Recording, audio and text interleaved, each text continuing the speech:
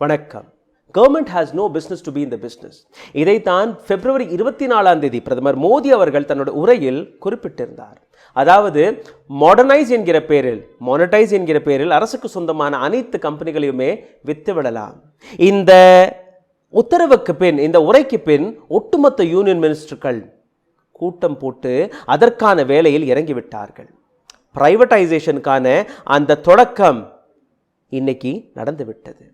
கிட்டத்தட்ட 12 PSUக்களை விற்க முன்வந்து விட்டது இந்த அரசாங்கம்.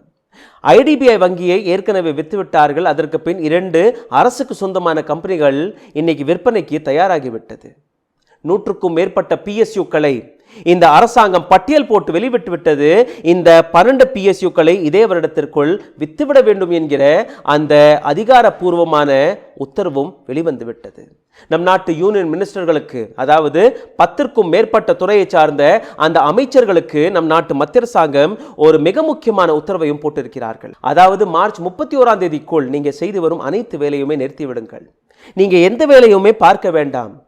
முக்கியமாக உங்க துறைக்கு கீழே வரும் அனைத்து PSUக்களையும், அனைத்து கம்பெனிகளையும் எப்படி விற்கலாம், எப்படி நீங்க அதை மானிட்டைஸ் செய்ய இருக்கிறீர்கள் என்ற அந்த ரிப்போர்ட்டை மட்டும் சப்மிட் செய்தால் போதும் என்ற அந்த உத்தரவை இந்த அரசாங்கம் கொடுத்திருக்கிறது. அதற்கான வேலையில் அனைத்து அமைச்சர்களும், அனைத்து பியூரோக்ராட்ஸும் இன்னைக்கு வேலை பார்த்து வருகிறார்கள். நாட்டுக்கு என்ன தேவையோ அந்த வேலையை பார்க்க வேண்டாம், இந்த சொத்துக்களை எப்படி விற்று மானிட்டைஸ் செய்யலாம், அந்த பணத்தை பார்க்கலாம் என்கிற அந்த வேலையை மட்டும் பாருங்கள் என்று நம் நாட்டு மத்திய அரசாங்கம் குறிப்பிட்டிருக்கிறது. இந்த பதிவிற்கு முன்னாடி இன்னொரு பதிவை நாங்கள் நேற்று வெளிவிட்டிருந்தோம். இதற்கான தொடக்க பதிவு தான் அது. அதாவது அந்த பதிவில் பலவிதமான டேட்டாவை உங்களுக்காக நாங்கள் சேகரித்து கொண்டு வந்திருந்தோம். இன்னைக்கும் அதே போன்ற டேட்டாவை நீங்க பார்க்க இருக்கிறீர்கள். நேற்று அந்த பதிவை பார்க்காத நபர்கள் ஒரு முறை அந்த பதிவை பார்த்து விடுங்கள். அதற்கான டிஸ்கிரிப்ஷனில் அந்த லிங்கை கொடுத்து விடுவோம். மேலே ஐ பட்டனிலும் அந்த லிங்கை கொடுத்து விடுவோம். இந்த பதிவில் நீங்க பார்க்க இருக்கும் பல டேட்டாக்கள் உங்களை அதிர்ச்சியில் முழுகி வைத்துவிடும். எப்படி நம் நாட்டு வங்கிகள் இந்த அளவில் நஷ்டத்தில் போய்விட்டது என்ற அனைத்து கணக்கையும் இந்த பதிவில் நீங்க பார்க்க இருக்கிறீர்கள். Airport, railway, petroleum, road and transport, இது போன்ற பல துறைகள், உங்கள் மனதில் வரும் அனைத்து துறைகளும் இன்னைக்கு விற்பனைக்கு முன் வந்து விட்டது. இதற்காக நம் நாட்டு அரசாங்கம் சூட்டிய ஒரு புதிய பெயர் பிரைவேட்டைசேஷன். பிரைவேட்டைசேஷனால் தான் நம் நாட்டுடைய அந்த பொருளாதாரத்தை காப்பாற்ற முடியும் என்று நம் நாட்டு அரசாங்கம் கூறியிருக்கிறது. இதற்காக அவர்கள் எடுத்து வைக்கும் இன்னொரு சப்போர்ட்டிங்கான வார்த்தை எக்கனாமி. இந்த எக்கனாமியை காப்பாற்றுறதற்காக தான் இந்த பிரைவேட்டைசேஷன் என்கிற வேலையை நாங்கள் பார்த்திருக்கிறோம். அதாவது பிரைவேட்டைசேஷன், டிஸ்இன்வெஸ்ட்மெண்ட், மாடர்னைசேஷன், மானிட்டைசேஷன், இது போன்ற வார்த்தைகளை கூறி நம் நாட்டு மக்களுக்கு சொந்தமான அந்த சொத்தை, நம் நாட்டு மக்களுடைய வரிப்பணத்தால் சேகரித்த இந்த சொத்தை மக்களிடமே எந்த விதமான கேள்வியை கேட்காமல், எந்த விதமான சஜஷனும் கேட்காமல் நம் நாட்டு அரசாங்கம் அனைத்தையுமே பிரைவேட் கையில் கொடுக்க இருக்கிறது. அனைத்தையுமே வித்து விடுவோம் என்கிற அந்த கொள்கையுடன் தான் இந்த அரசாங்கம் இன்னைக்கு நடந்து கொண்டிருக்கிறது. இதற்காக நம் நாட்டில் இருக்கும் 10க்கும் மேற்பட்ட மினிஸ்ட்ரிகள், அமைச்சர்களை கூப்பிட்டு வைத்து உங்களுடைய மினிஸ்ட்ரிக்கு கீழே இருக்கும் அனைத்து PSUக்கள், அனைத்து கம்பெனிகளுக்கான அந்த பட்டியலை எடுத்து வாருங்கள். இந்த மாதம் 31ஆம் தேதிக்குள் அதை எப்படி விற்கலாம் என்கிற அனைத்து டேட்டாவையும் நீங்கள் எங்களிடம் சப்மிட் செய்ய வேண்டும் என்று அந்த உத்தரவை போட்டிருக்கிறார்கள். அதற்கு கீழே வரும் நீதி ஆயோக் 100க்கும் மேற்பட்ட கம்பெனிகளுக்கான அந்த பட்டியலை நம் நாட்டு அரசாங்கத்திடம் கொடுத்திருக்கிறார்கள். அதாவது நம் நாட்டு PSUக்கள் இதை எப்படி விற்கலாம், எந்த அளவில் இதை விற்று பணத்தை பார்க்கலாம் என்கிற அனைத்து டேட்டாவிற்கான வேலையை நம் நாட்டு பியூரோக்ரசி பார்த்து வருகிறது. நீதி ஆயோகிலிருந்து தொடங்கி finance ministry, commerce ministry, Reserve Bank of India அனைவருமே பிரைவேட்டைசேஷனை எப்படி பார்க்கலாம், மானிட்டைசேஷனை எப்படி பண்ணலாம் என்கிற அந்த வேலையை தான் நம் நாட்டு அரசாங்கத்திற்காக பார்த்து வருகிறார்கள். எந்த விஷயத்தை எதிர்த்து நம் நாட்டு விவசாயிகள் கடந்த 4 மாதங்களாக போராடி வந்தார்களோ அதே விஷயத்தை எதிர்த்து இன்னைக்கு பேங்க் ஊழியர்கள், இன்சூரன்ஸ் ஊழியர்கள், நம் நாட்டு அரசாங்கத்தின் கம்பெனிகளில் வேலை பார்த்து வரும் அந்த ஊழியர்கள், LIC ஊழியர்கள் அனைவருமே இன்னைக்கு ரோட்டில் இறங்கி போராடி வருகிறார்கள். தன்னுடைய வேலை பறிபோகும் அந்த கவலையுடன் இந்த நபர்கள் தன்னுடைய எதிர்காலத்தை, அந்த எதிர்காலமே கேள்வியாக இருக்கும் அந்த கவலையுடன் இன்னைக்கு ரோட்டில் இறங்கி போராடி வருகிறார்கள். 14-15ஆம் தேதி நம் நாட்டு பேங்க் ஊழியர்கள் போராடி வந்தார்கள். 17ஆம் தேதி இன்சூரன்ஸ் கம்பெனிக்கான அந்த ஊழியர்கள் போராடி வந்தார்கள். இன்னைக்கு 18ஆம் தேதி LIC ஊழியர்களும் போராடி வருகிறார்கள். கடந்த 4 மாதங்களாக நம் நாட்டு விவசாயிகள் தன்னுடைய தொடர் போராட்டத்தில் இறங்கியுள்ளார்கள். ஆனால் நம் நாட்டு அரசாங்கத்திற்கு எந்த விதமான கவலையும் இல்லை. நம் நாட்டு அரசாங்கத்துடைய ஒரே கோரிக்கோள், எப்படியாவது சொத்தை வித்தாவது நம் நாட்டு அரசாங்கத்திடம் பணத்தை சேர்க்க வேண்டும். அனைத்து பொறுப்புகளிலிருந்தும் கை கழுவி விட்டு அனைத்து பொறுப்புகளையும் பிரைவேட் கையில் கொடுத்து விட்டு, அதாவது அரசாங்கம் இந்த நாட்டை நடத்த வேண்டாம், அரசாங்கம் இந்த நாட்டில் எந்த விதமான வேலையும் பார்க்க வேண்டாம், எந்த விதமான பொறுப்பிலும் இருக்க வேண்டாம், நம் நாட்டை பிரைவேட் கையில் கொடுத்து பிரைவேட் நபர்களே இந்த நாட்டை நடத்திவிடலாம் என்கிற அனைத்து வழிகளையுமே அமைத்து வருகிறது இந்த அரசாங்கம். ஒரு காலகட்டத்தில் சோனேகி செடியா என்று இந்தியாவை அழைத்து வந்தார்கள், அதாவது தங்கத்தால் செதுக்கிய ஒரு குருவி என்று. இதே குருவியை இன்னைக்கு நம் நாட்டு மத்திய அரசாங்கம் உலக சந்தையில் ஏலத்திற்கு நிற்க வைத்து விட்டது. இந்தியா இன்னைக்கு விற்பனைக்கு வந்துவிட்டது. அதற்காக தான் அங்கங்கே போராட்டம் தொடங்கிவிட்டது. அதாவது பேங்க் எம்ப்ளாயீஸ்கள் கடந்த 2 நாட்களாக போராடி வந்தார்கள் பிரைவேட்டைசேஷனை எதிர்த்து. இதில் கிட்டத்தட்ட 9-10 யூனியன்கள் கலந்து கொண்டது. அதில் 4 யூனியன்கள் வெறும் ஆஃபீஸர்களுக்காக வேலை பார்த்து வந்தது. அதில் 5 யூனியன்கள் அங்கே உள்ள ஊழியர்களுக்கான அந்த யூனியனாக இருக்கிறது.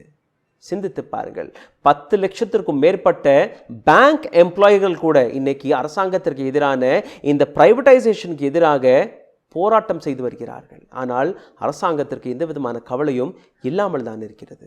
மக்களிடம் எத்தனையோ கேள்விகள் இருக்கிறது. எதிர்க்கட்சிகள் எத்தனையோ கேள்விகளை கேட்டு வருகிறார்கள். எத்தனையோ பத்திரிகையாளர்கள் இது போன்ற கேள்விகளை கேட்டு வருகிறார்கள். எத்தனையோ ஆக்டிவிஸ்ட்கள் இது போன்ற கேள்விகளை கேட்டு வருகிறார்கள். RTI போடப்பட்டால் கூட அந்த RTIக்கு கூட நம் நாட்டு மத்திய அரசாங்கம் பதிலை கொடுக்க மறுத்து வருகிறது. அதாவது தகவல் அறியும் சட்டத்திற்கு கீழே கூட உங்களுக்கு அந்த தகவல் கிடைக்காமல் தான் போகிறது. நம் நாட்டு அரசாங்கம் ஒரு சில விஷயங்களை உங்களிடம் மறைத்து வருகிறார்கள், ஒரு சில விஷயங்களை உங்களிடம் கூறாமலேயே அதை ஒழித்து விடுகிறார்கள். அப்படி ஒரு சில விஷயங்களை கூறினால் கூட அது துண்டு துண்டாக தான் மக்களிடம் போய் சேர்ந்து வருகிறது. அந்த நிலையில் நம் நாட்டு அரசாங்கம் இந்தியாவை மாற்றி அமைத்து விட்டார்கள்.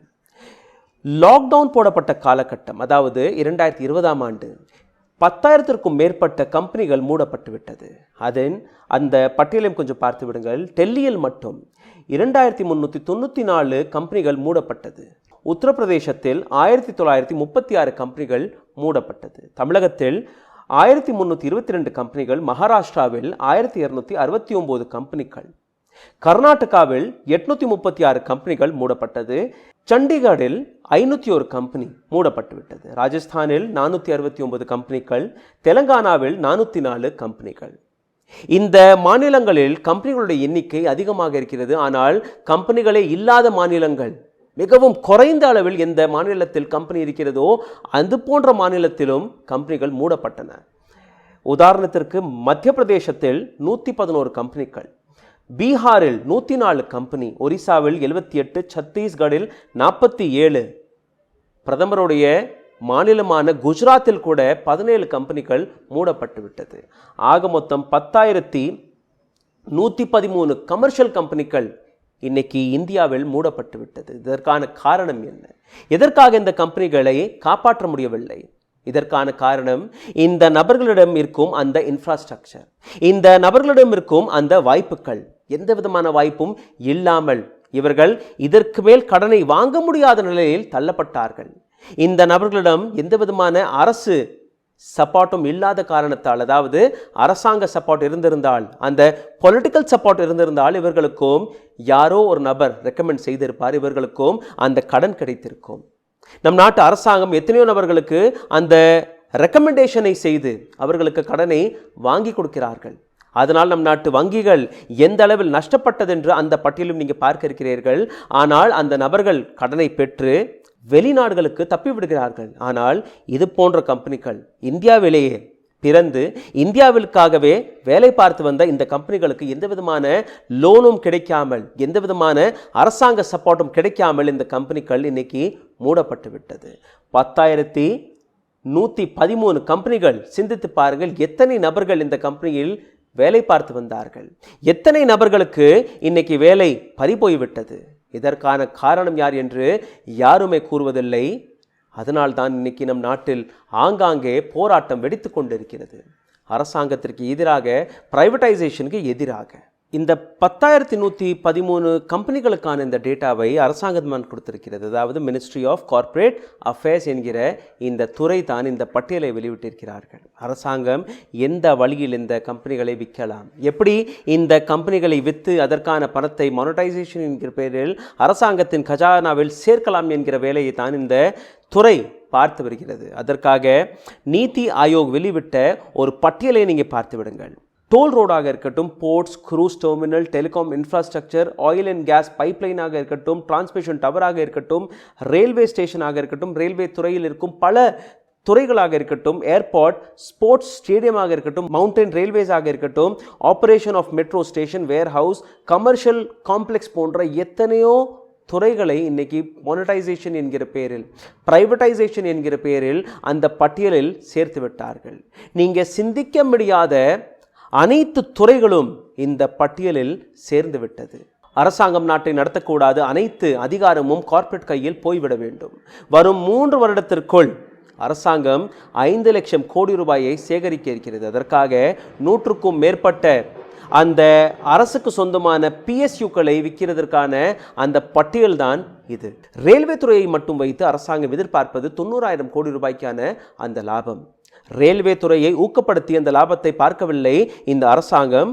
ஆனால் இந்த ரயில்வே துறைக்கான அந்த சொத்துக்களை பிரைவேட் கையில் விற்று இந்த 90,000 கோடி ரூபாய்க்கான அந்த லாபத்தை பார்க்க இருக்கிறது இந்த அரசாங்கம். அதைத்தான் டார்கெட்டாக வைத்திருக்கிறார்கள். டெலிகாம் செக்டரை பார்த்தீர்கள்னா 40,000 கோடி ரூபாய்க்கான சொத்தை விற்று அந்த லாபத்தை பார்க்க இருக்கிறது. ரோட் அண்ட் ஹைவே மினிஸ்ட்ரை பார்த்தீர்கள்னா 30,000 கோடி ரூபாய்க்கான அந்த சொத்தை விற்று வரும் லாபமாக இருக்க போகிறது. பவர் செக்டர் 27,000 கோடி ரூபாய். ஏவியேஷன் வழியாக, அதாவது இந்த ஏர்போர்ட், இதையெல்லாம் பிரைவேட் கையில் கொடுத்து அந்த வழியாக வரக்கூடிய வருமானம் 20,000 கோடி ரூபாய். ஸ்போர்ட்ஸ் செக்டர், விளையாட்டு, அந்த ஸ்டேடியத்துக்களை கூட அரசாங்கம் பிரைவேட் கையில் விற்க இருக்கிறது. மோடி அவர்கள் பேரிலேயே குஜராத்தில் ஒரு புதிய ஸ்டேடியத்தை கட்டினார்கள். அந்த ஸ்டேடியம் ஒருபுறம் அடானி கையில், இன்னொரு புறம் அம்பானி கையில் இருக்கிறது. அதாவது அந்த புதிய ஸ்டேடியத்தை கூட கட்டின அடுத்த நாளே பிரைவேட் கையில் வித்துவிட்டது இந்த அரசாங்கம். டெல்லி, மும்பை, பெங்களூர், ஹைதராபாத் ஏர்போர்ட்களை இந்த பட்டியலில் சேர்த்து விட்டார்கள். அதாவது மீதமிருக்கும் அந்த அரசுக்கு சொந்தமான அந்த பங்கையும் பிரைவேட் கையில் வித்துவிடலாம். ஏற்கனவே 74% பங்கை பிரைவேட் கையில் வித்துவிட்டார்கள். மீதமிருக்கும் அந்த 26% பங்கையும் இந்த முறை பிரைவேட் கையில் வித்துவிடலாம். மும்பை ஏர்போர்ட்டை பார்த்தீர்கள்னா 74% ஸ்டேக் ஏற்கனவே அடானிக்கு டிரான்ஸ்ஃபர் ஆகிவிட்டது. அடானி கையில் 74% மும்பை ஏர்போர்ட்டுக்கான ஸ்டேக் இருக்கிறது. மீதம் இருக்கும் 26% ஸ்டேக்கையும் பிரைவேட் கையில் விற்கிறதற்கு பிளானை போட்டுவிட்டது இந்த அரசாங்கம். டெல்லி ஏர்போர்ட்டை எடுத்துக்கொள்ளுங்கள். டெல்லி ஏர்போர்ட்டில் 26% ஏர்போர்ட் அத்தாரிட்டி ஆஃப் இந்தியா கையில் இருக்கிறது. மீதம் இருக்கும் 54% GMMR கையில் இருக்கிறது. 10% ஃபாஃபோர்ட் ஆட் என்கிற இன்னொரு நிறுவனத்திடம் இருக்கிறது. மலேசியாவை சார்ந்த ஒரு கம்பெனி இராமன் என்கிற அந்த கம்பெனியிடம் இன்னொரு 10% அந்த ஸ்டேக் இருக்கிறது. இந்த அரசாங்கத்தின் கையில் இருக்கும் 26% ஸ்டேக்கையும் பிரைவேட் கையில் கொடுப்பதற்கான அந்த பட்டியலை வெளிவிட்டது இந்த அரசாங்கம். ஹைதராபாத், பெங்களூர் ஏர்போர்ட்டும் அதே பட்டியலில் இருக்கிறது. இதற்கு முன்னாடி எத்தனை ஏர்போர்ட்களை நம் நாட்டு அரசாங்கம் பிரைவேட் கையில் விற்றுவிட்டார்கள், முக்கியமாக அடானி கையில். 2020-21 ஆண்டிற்கான அந்த எசெட் மேனேஜ்மெண்ட் என்கிற பெயரில் அரசாங்கம் 2,50,000 கோடி ரூபாய்க்கான டார்கெட்டை வைத்திருக்கிறார்கள். அதாவது இந்த வருடம் நம் நாட்டு அரசாங்கத்திற்கு சொந்தமான சொத்துக்களை விற்று அரசாங்கம் 2,50,000 கோடி ரூபாயை சேகரிக்க இருக்கிறதாம். சிந்தித்து பாருங்கள், எந்த அளவில் ஒரு அரசாங்கம் சொத்துக்களை விற்கிறதற்காக காட்டும் சீரியஸ்னஸ் இருக்கிறது. எந்த அளவில் நம் நாட்டு மக்களுடைய சொத்தை விற்று இந்த நாட்டை நடத்துவதற்காக இந்த அரசாங்கம் வேலை பார்த்து வருகிறது. நீங்க அந்த சொத்தை விற்று விட்டீர்கள்னா, ஒரு முறை அந்த சொத்து ஒரு பிரைவேட் கையில் டிரான்ஸ்ஃபர் ஆகிவிட்டது என்றால் அந்த சொத்தை உங்களால் எப்பவுமே திரும்ப பெற முடியாது.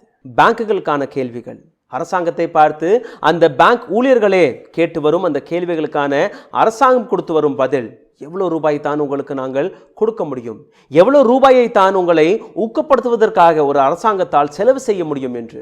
ஆனால் அரசாங்கம் உங்களிடமிருந்து மறைத்து வரும் ஒரு விஷயம், இதே அரசாங்கம் தான் இந்த பேங்குகளுக்கு பாலிசி என்கிற பேரில், சிஸ்டம் என்கிற பேரில், ரிஃபார்ம் என்கிற பேரில் உத்தரவை கொடுத்து வருகிறார்கள். இந்த உத்தரவு கார்ப்பரேட்டருக்கு நீங்க அந்த லோனை வழங்குங்கள் என்று, இந்த கார்ப்பரேட்களுக்கு எவ்வளோ ரூபாய் வேணாலும் நீங்க கொடுங்கள் என்ற அந்த உத்தரவை இதே அரசாங்கம் தான் கொடுத்து வருகிறது. அதே கார்ப்பரேட் அந்த பணத்தை வாங்கி எங்களுக்கு நஷ்டம் ஏற்பட்டு விட்டது, இந்த பணத்தை எங்களால் திரும்பி கொடுக்க முடியாது என்று கூறி வருகிறார்கள். எத்தனையோ கார்ப்பரேட் நிறுவனங்கள் நாட்டை விட்டே ஓடிவிடுகிறார்கள். அந்த அனைத்து பணத்தையுமே என்பிஏ என்கிற பெயரில் ரைட் ஆஃப் செய்து விடுகிறது இந்த அரசாங்கம். எந்த விதமான பதிலும் நாம் கொடுக்க வேண்டாம், எந்த விதமான கேள்விக்கான பதிலும் நாம் கொடுக்க வேண்டாம். அரசாங்கத்திற்கு சொந்தமான எந்த கம்பெனி, எந்த நிறுவனத்தையும் நாங்கள் வித்து வந்தால் கூட நீங்கள் எங்களை பார்த்து எந்த விதமான கேள்வியும் கேட்கக்கூடாது என்று இந்த அரசாங்கம் நடந்து வருகிறது. கடந்த 3 ஆண்டுகளாக நம் நாட்டு வங்கிகளை ஊக்கப்படுத்துவதற்காக நம் நாட்டு அரசாங்கம் செய்த அந்த உதவியும் கொஞ்சம் கேட்டு பாருங்கள். 1,50,000 கோடி ரூபாயை நம் நாட்டு அரசாங்கம் வங்கிகளுக்கு கொடுத்திருக்கிறது. அதற்கு மேல் கேபிட்டலைசேஷன் என்கிற பெயரில் இன்னொரு 1,00,000 கோடி ரூபாயை கொடுத்திருக்கிறார்கள். ஆனால் இதற்கு பின்னணி அரசாங்கம் ஒரு தொகையை கொடுத்து அதற்காக எந்த அளவில் பிரச்சாரத்தில் இறங்கியிருக்கிறார்கள், எந்த அளவில் நம் நாட்டு வங்கிகளுக்கு நாங்கள் இந்த அளவில் பணத்தை கொடுத்து விட்டோம் என்ற அந்த புரோபகண்டாவை நடத்தி வருகிறார்கள் என்ற அந்த விவரத்தையும் நீங்கள் இதற்கு மேல் பார்க்க இருக்கிறீர்கள். அரசாங்கத்திற்கு இவர்கள் தான் உத்தரவை கொடுக்கிறார்கள், நீங்க இந்த அளவில் இந்த கார்ப்பரேட்களுக்கு கடனை கொடுத்து விடுங்கள் என்று இதே அரசாங்கம் தான் கூறி வருகிறது. அந்த பணத்தை திரும்ப கேட்க கூட வேண்டாம், அதை நாங்கள் ரைட் ஆஃப் செய்து விட்டோம் என்ற அந்த உத்தரவையும் இதே அரசாங்கம் தான் கொடுத்து வருகிறது. ஆனால் இன்னைக்கு இந்த பேங்குகள் நஷ்டத்தில் போய்விட்ட காரணத்தால் அனைத்து குற்றச்சாட்டையும் பேங்க் எம்ப்ளாய்கள் மேலே போட்டுவிட்டு இந்த பேங்குகள் நஷ்டத்தில் போய் கொண்டிருக்கிறது, அதனால் அரசாங்கத்தின் பணத்தை இதற்கு மேலே இவர்களுக்கு கொடுக்க முடியாது, அதனால் இதை பிரைவேட் கையில் கொடுத்து விட்டால் இதை காப்பாற்றி விடலாம், பிரைவேட் கையில் கொடுத்து விட்டால் இந்த பேங்குகளுக்கு ஏற்படும் அந்த நஷ்டம் இதற்கு மேல் நடக்காது என்ற அந்த பொய் பிரச்சாரத்தை செய்து வருகிறது இந்த அரசாங்கம். அப்படி பிரைவேட் கையில் ஒரு பேங்க் சேஃபாக இருந்தால் எதற்காக எஸ் பேங்க் போன்ற வங்கிகள், லக்ஷ்மி விலாஸ் போன்ற வங்கிகள், ஐடிபிஐ போன்ற வங்கிகள், ஐசிஐசிஐ பேங்க் போன்ற வங்கிகளில் ஊழல் நடந்தது?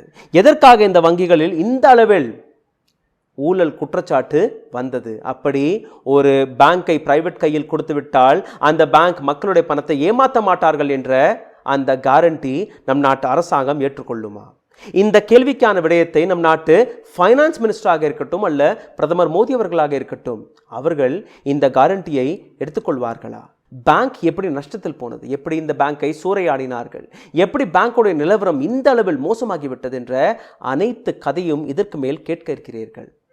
ஒவ்வொரு வருடமும் பேங்குக்கான அந்த வேலை வாய்ப்பு எந்த அளவில் நம் நாட்டு பேங்கிங் துறை நம் நாட்டு இளைஞர்களுக்கான அந்த வேலையை ஜென்ரேட் செய்து வந்ததோ அந்த துறை இன்னைக்கு அப்படியே கவர்ந்து விட்டது. கடந்த 6.5 வருடத்தில் ஒரு ஆவரேஜ் எடுத்து பார்க்கும்போது ஒரு வருடத்திற்கு 21,910 வேலைகள் தான் இந்த பேங்கிங் செக்டரிலிருந்து வெளிவருகிறது. இதே நீங்கள் PV நரசிம்மராவ் காலகட்டத்தை பார்த்து விடுங்கள், அடல் பிஹாரி வாஜ்பாய் அவர்களுடைய காலகட்டத்தை பார்த்து விடுங்கள், டாக்டர் மன்மோகன் சிங் அவர்களுடைய காலகட்டத்தை பார்த்து விடுங்கள்.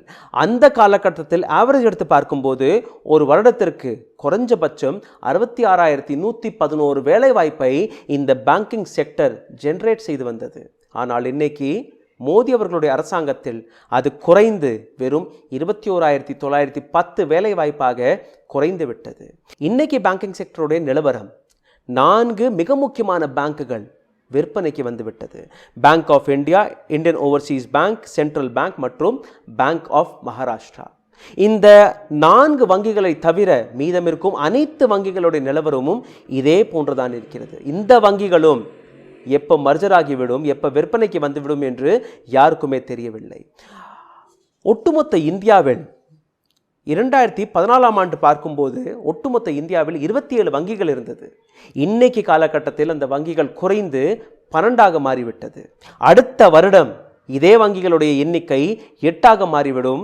வரும் எலெக்ஷன் வரை 2024இல் வரும் அந்த எலெக்ஷன் வரை இந்த வங்கிகள் குறைந்து 4 அல்ல 5 வங்கிகளாக மாற இருக்கிறது.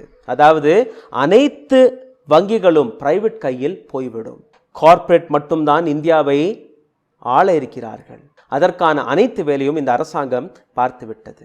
நஷ்டத்தில் போன இந்த வங்கிகளுக்கான அந்த கணக்கையும் கொஞ்சம் பார்த்து விடுங்கள்.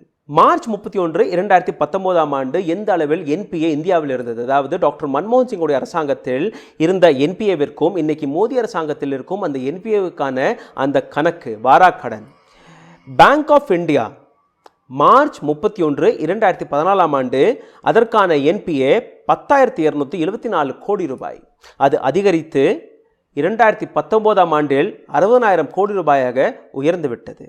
Central bank of India, central பேங்கில் மார்ச் 2014ஆம் ஆண்டு 11,500 கோடி ரூபாயாக என்பிஏ இருந்தது வாராக்கடன்.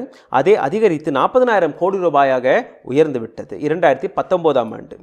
பேங்க் ஆஃப் மகாராஷ்டிரா வெறும் 2,860 கோடி ரூபாயாக இருந்த அந்த என்பிஏ 2019ஆம் ஆண்டு வர 18,000 கோடி ரூபாயாக உயர்ந்துவிட்டது. இந்தியன் ஓவர்சீஸ் பேங்க் 6,838 கோடி ரூபாயாக இருந்த அந்த என்பிஏ இன்னைக்கு 36,000 கோடி ரூபாயாக உயர்ந்து விட்டது. எப்படி இந்த என்பிஏ இந்த அளவில் அதிகரித்து விட்டது? எப்படி இந்த வாராக்கடனை உங்களால் இந்த அளவில் உயர்த்த முடிந்தது என்ற அந்த கேள்வியை கேட்கும்போது அரசாங்கம் எந்த அளவில் சம்பாதித்து விடுகிறார்கள் என்று அதையும் கொஞ்சம் கேட்டுவிடுங்கள்.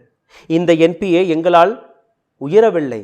எங்கள் அரசாங்கத்திற்கும் இந்த என்பிஏக்கும் எந்த விதமான சம்பந்தமும் இல்லை.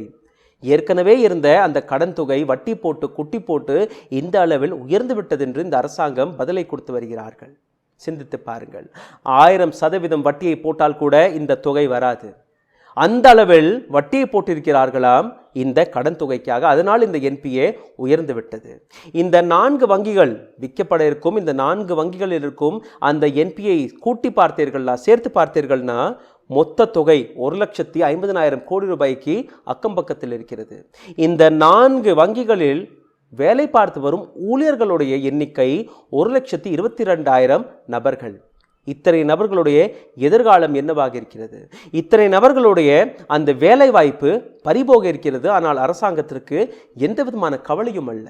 இதே பாணியில்தான் மற்ற பிஎஸ்யூக்களை நம் நாட்டு அரசாங்கம் விற்கும் போது அங்கே உள்ள ஊழியர்களுடைய வேலை வாய்ப்பும் பறிக்கப்பட இருக்கிறது.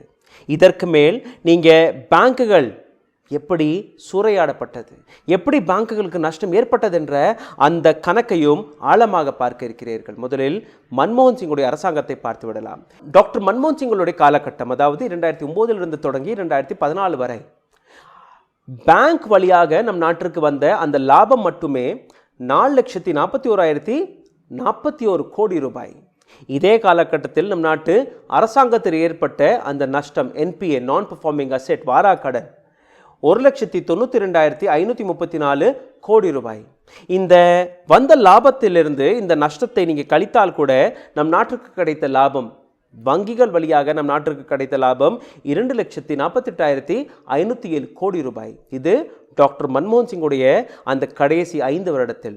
இதற்கு பின் மோடி அவர்களுடைய அரசாங்கம் வந்துவிட்டது. அதாவது 2014 2019 வரை முதல் 5 வருடத்தில் நம் நாட்டு மோடி அரசாங்கம் எத்தனையோ மடங்கு அதிக லாபத்தை பார்த்தார்கள்.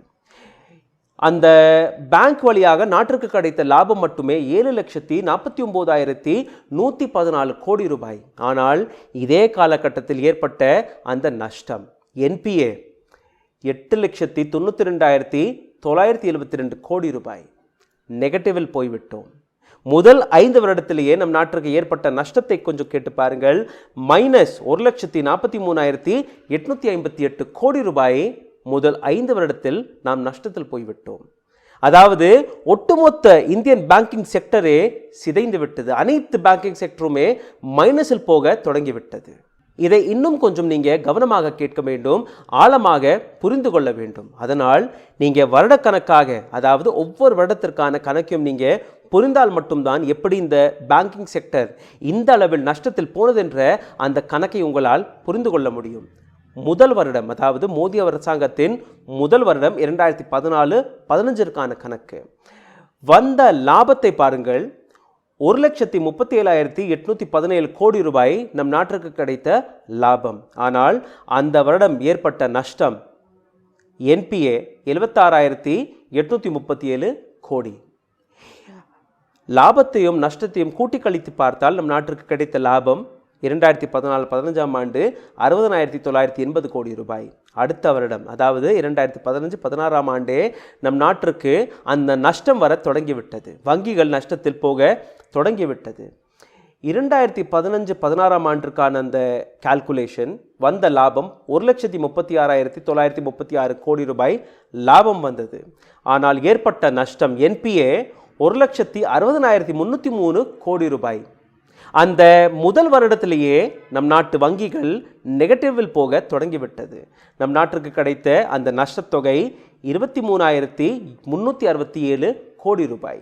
அடுத்த வருடம் 2016-17 கணக்கு வந்த லாபம் 1,58,942 கோடி ரூபாய். நம் நாட்டிற்கு கிடைத்த நஷ்டம் 1,68,469 கோடி ரூபாய். கிட்டத்தட்ட 10,000 கோடி ரூபாய்க்கான அந்த நஷ்டத்தை அடுத்த வருடம் பார்த்திருக்கிறோம். 2017-19 கணக்கு வந்த லாபம் 1,55,585 கோடி ரூபாய். ஏற்பட்ட நஷ்டம் 2,70,995 கோடி ரூபாய். அதாவது மைனஸ் 1,15,410 கோடி ரூபாய் 2017-18 அந்த நஷ்ட கணக்கு. படிப்படியாக எப்படி அந்த என்பி அதிகரிக்கிறது என்று அதையும் கொஞ்சம் பார்த்து விடுங்கள். இதற்கு பின் 2018-19 அதாவது எலெக்ஷன் வருடம். இந்த வருடத்தில் தான் மோடி அவர்களுடைய அந்த முதல் டேர்ன்யோர் முடிய வருகிறது. எலெக்ஷன் நடந்த வருடம். இந்த வருடத்தில் நம் நாட்டு அரசாங்கம், நம் நாட்டு வங்கிகள் பார்த்த அந்த லாபத்தொகை 1,49,804 கோடி ரூபாய். ஏற்பட்ட நஷ்டம் 2,16,410 கோடி ரூபாய். கூட்டி கழித்து பார்த்தால் இந்தியாவிற்கு ஏற்பட்ட அந்த நஷ்டம் 66,606 கோடி ரூபாய். நெகட்டிவில் போய்விட்டோம். எந்த அளவில் மோடி அரசாங்கத்தில் இந்த என்பி அதிகரித்தது என்ற அந்த கணக்கை நீங்கள் புரிந்திருப்பீர்கள் என்று நம்புகிறேன். இதற்கு மேல் அடுத்தபடியாக இன்னும் உங்களுக்கு அதிர்ச்சி தரும் தகவல் காத்து கொண்டிருக்கிறது. அதையும் கொஞ்சம் பார்த்து விடுங்கள். இது போன்ற இன்ஃபர்மேஷனை, இது போன்ற அந்த தகவலை அரசாங்கம் உங்களிடமிருந்து மறைத்து வருகிறது. அதே ஆர்பிஐ கூட மக்களிடம் இது போன்ற தகவலை கொண்டு போய் சேர்ப்பதில்லை. என்பிஏ என்கிற பெயரில், வாராக்கடன் என்கிற பெயரில் எந்த அளவில் நம் நாட்டு பேங்கிங் செக்டரை நஷ்டத்தில் தள்ளிவிட்டு இன்னைக்கு அந்த பேங்கிங் செக்டரை பிரைவேட் கையில் கொடுக்க இருக்கிறது இந்த அரசாங்கம். இது போன்ற கேள்விகளை கேட்டபோது எப்படி இந்த என்பிஏ இந்த அளவில் அதிகரித்து விட்டது என்ற அந்த கேள்வியை கேட்டபோது நம் நாட்டு அரசாங்கம் கொடுக்கும் பதில் வித்தியாசமாக இருக்கிறது. இந்த என்பிஏவை சரிகட்டுவதற்காக நம் நாட்டு அரசாங்கம் ஆர்பிஐயை முன்னிறுத்தி ரைட் ஆஃப் செய்து விடுகிறார்கள். அதாவது மக்களுக்கு வரக்கூடிய அந்த வருமானம், மக்களுடைய பணத்தை இந்த கார்ப்பரேட் கையில் கொடுத்துவிட்டு என்பிஐ என்கிற பெயரில் அதை மறைத்து வருகிறது இந்த அரசாங்கம். இதற்காக நம் நாட்டு அரசாங்கமே கொடுத்து வரும் பதிலும் மிகவும் வித்தியாசமாக இருக்கிறது. எதற்காக இந்த என்பிஏவை ரைட் ஆஃப் செய்கிறீர்கள் என்ற அந்த கேள்விக்கான விடயத்தை ஃபைனான்ஸ் ஸ்டேட் மினிஸ்டரான அனுராக் தாக்கூர் அவர்கள் பாராளுமன்றத்திலிருந்தே கொடுத்திருக்கிறார்கள். அவர் கொடுத்த பதிலை கவனமாக கேளுங்கள். ஆர்பிஐ கொடுக்கும் கைட்லைன் பிரகாரம் தான் ஒரு பேங்க் வேலை பார்த்து வருகிறது. அதாவது ஆர்பிஐ மீது அனைத்து குற்றச்சாட்டையும் இவர் தள்ளிவிட்டார். 4 வருடத்திற்கு ஒரு வங்கியால் கொடுக்கப்பட்ட பணம் திரும்ப வரவில்லை என்றால் அந்த பணம் ஆட்டோமேட்டிக்காகவே என்பிஏவாக மாறிவிடுகிறது. அதாவது வாராக்கடன்.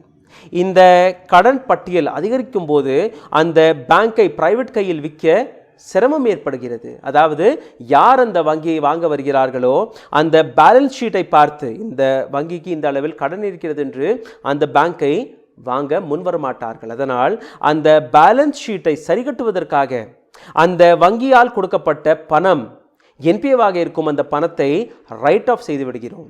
அதாவது அந்த பேங்குடைய பேலன்ஸ் ஷீட்டை சரிகட்டுவதற்காக தான் இந்த ரைட் ஆஃப் என்கிற வேலை நடக்கிறது என்று state finance minister Anurag Thakur அவர்களே பார்லிமெண்ட்டிலிருந்து கூறியிருக்கிறார். இதே ப்ராசஸில், அதாவது கொடுக்கப்பட்ட தொகை வங்கிக்கு வரவில்லை என்ற அதே காரணத்தை காட்டி என்பிஏவாக மாற்றி வருடம் 2018-19 2,36,265 கோடி ரூபாயை ரைட் ஆஃப் செய்துவிட்டது இந்த அரசாங்கம். இதே ப்ராசஸில் 2019-20ஆம் ஆண்டு 2,34,170 கோடி ரூபாயை ரைட் ஆஃப் செய்து விட்டார்கள். இதற்கு பின் போன வருடம், அதாவது இந்த லாக்டவுன் போடப்பட்ட காலகட்டத்தில் ஏப்ரல் 2020ஆம் ஆண்டிலிருந்து டிசம்பர் 2020ஆம் ஆண்டு வரை 1,15,038 கோடி ரூபாயை ரைட் ஆஃப் செய்து விட்டார்கள். ரைட் ஆஃப் என்றால் அந்த பணத்தை திரும்ப பெற்றுவிடுவோம் என்று இந்த அரசாங்கம், வங்கிகள் கூறி வருகிறார்கள்.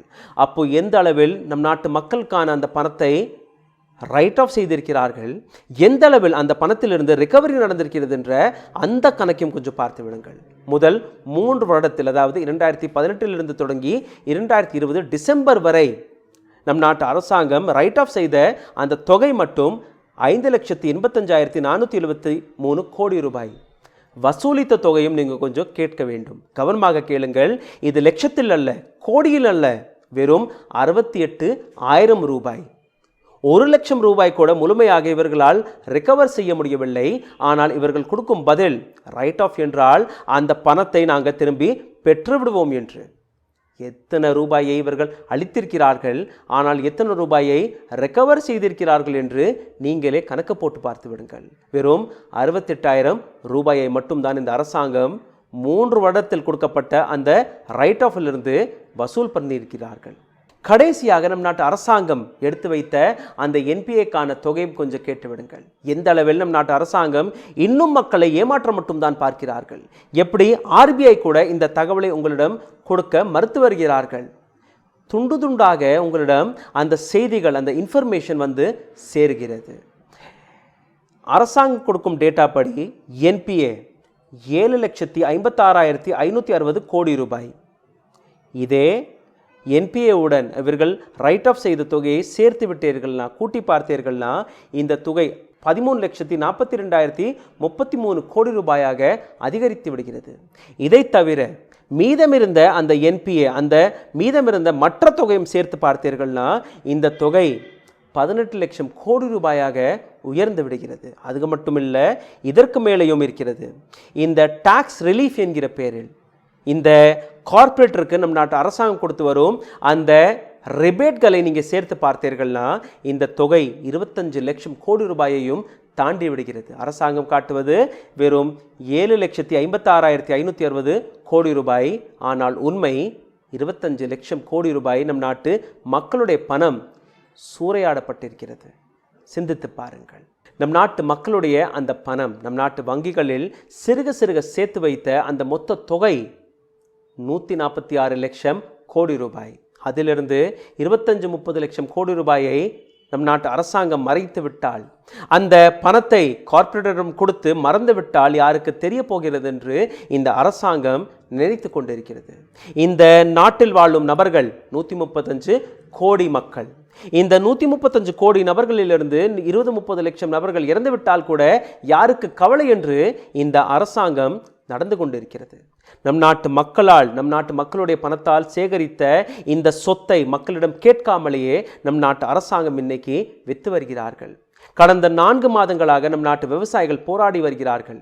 நம் நாட்டு பேங்க் ஊழியர்கள், எல்ஐசி ஊழியர்கள், இன்சூரன்ஸ் ஊழியர்கள், அரசுக்கு வேலை பார்த்து வந்த அந்த ஊழியர்கள் இன்னைக்கு அரசுக்கு எதிராகவே, பிரைவேட்டைசேஷனுக்கு எதிராகவே போராடி வருகிறார்கள். ஆனால் நம் நாட்டு அரசாங்கத்திற்கு எந்த விதமான கவலையும் இல்லாமல் இருக்கிறது.